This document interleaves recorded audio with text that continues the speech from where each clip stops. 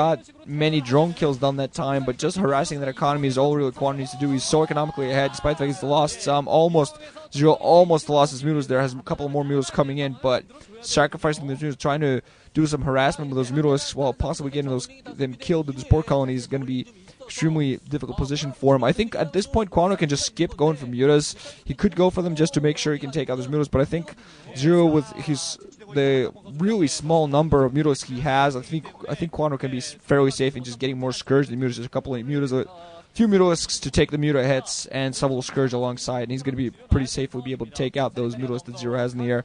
ZerO now finally has to go around, has to do something with the mutas, has to accomplish something. So there you see Kwanro is actually building Scourge right there. Anything else does have his defenses set up pretty tight. So he's going to be able to fly some Scourge right into his mutalisks to try to come in for an attack. One mutalisk also coming in. Scourge, two mutalisks instantly flying in. ZerO trying to micro against for shooting the mutalisk there. So ZerO still trying to go and try to do some harassment. Actually has a couple of Zergings running, trying to attack the sport colony. Mutalisk going to fly in.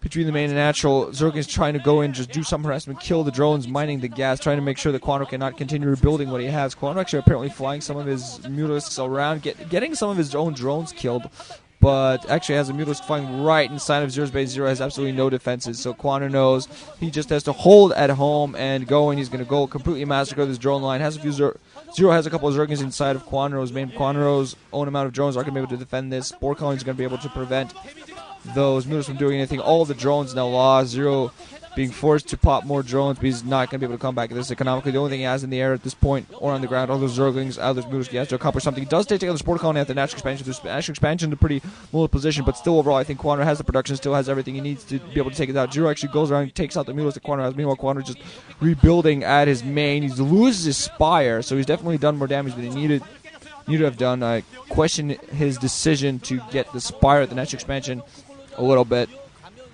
Getting it lost. Is possibly going to lose his hatchery. Actually going to lose a couple overloads alongside putting down his creep colony. We're going to see whether that's actually for Sunken. Actually has mutalisks and Zerglings running in, but ZerO actually going to be forcing them back. He does have a larger number of mutalisks. Kwanro is trying to build up a force that he can finally push out with, but everything that ZerO has at this point you can see right inside of Kwanro's base. As of the Zerglings does take down the natural expansion, and actually decides to run up north to try to clean up the position there. Last drone going to try to run to safety, but going to get killed. I think there was one more drone popping in, but I think there's no chance of ZerO to come back economically at this point. He was actually canceled his last egg, possibly to rebuild the drone once he is in a better position. Spire now being rebuilt by Kwanro. He's not going to be able to rebuild any sort of aerial forces. Actually engages ZerO, though. Only has a couple of mutalisks, splits those up.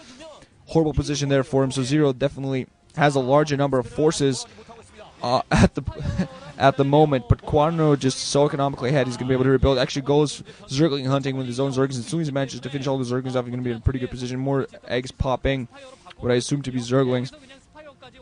And he just has a couple creep colonies inside of his main defending him. A couple of drones that ZerO has managed to pop in. He's going to be able to pop up in a few more, so he's going to try to get back in this economically, but still not going to be able to manage to do much at all. Actually going to run up north with Zerglings, though I think finally got spotted, so ZerO definitely moved his mutalisks up north to try to counter it, but the Zerglings aren't going to be able to run inside right away, finish off the last of these drones. These three drones are not going to be able to be defended by that one second column. They're actually going to go for a pincer movement to make sure they can catch all of these drones. All of these drones should be able to go down. One drone goes down. Whoa, Zerg is still trying to run around, taking some mutafire, taking some second fires. Actually, ZerO barely does manage to save 3 of his drones. Kwanro now getting his Spire back, should have definitely gas enough to get some more mutalisks in the air. Possibly now thinking of rebuilding his natural expansion. So he's lost more than he would have wanted to, but he still has a huge advantage despite everything. Still manages to get more troops in the air and on the ground. He's rebuilding his natural expansion, while ZerO is not even going to be able to come close to building anything at this point. He only has his mutalisks in the air, rebuilding drones, and Kwanro's just going to be sending Zerglings up there to force ZerO to defend with his mutalisks, and to constantly force him to be pressured, just playing a very aggressive game at this point, popping more mutalisks. I think fairly soon he's going to have a large enough force to just go and engage the mutalisks of ZerO's and do some damage. A couple of Zerglings going to run inside of ZerO's base, going to try to do some damage, but there's a Sunken colony there. Those Zerglings, mutalisks there flying as well. So that's pretty much what Kwanro wants to do. Just keep those mutalisks inside, just run those Zerglings around, just to force those mutalisks to engage them, kill the Zerglings there. But still, I do not see a way for ZerO to come back in this. He is getting more gas, so he's trying to build some more mutalisks, trying to get his number up, but just don't really see any way for him to get back into this. Kwanro is eventually his economy is gonna kick in again. He hasn't had any real harassed economy yet. He lost his natural expansion, so that was quite a bit of harassment, really, when you think about it. But his economy was never stopped. ZerO's went to an absolute halt for quite a large period of time, and now Kwanro has a pretty large number of Mutalisks himself flying right on that expansion, as we have some drones flying in there to start mining some gas.